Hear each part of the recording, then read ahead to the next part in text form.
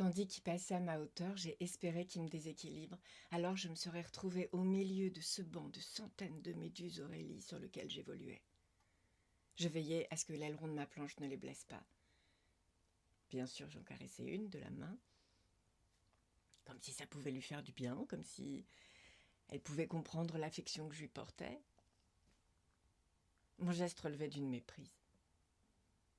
Sinon de la connerie pure. Pourquoi le répéter sans cesse? Pour me bercer d'illusions, pour croire que quelque chose reste possible entre nous.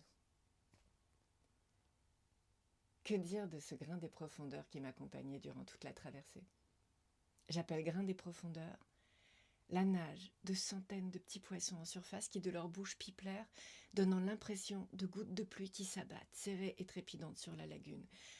Mais pas du ciel, de la zone benthique. Les poissons à l'origine de cette ondée fumante peuvent être des anchois blancs, des muges juvéniles, des joëls ou encore des soclets. Ce phénomène naturel sera-t-il un jour observé comme tel? Il n'y a qu'un être humain pour se persuader d'être le centre du monde et d'y être seul, tandis qu'alentour,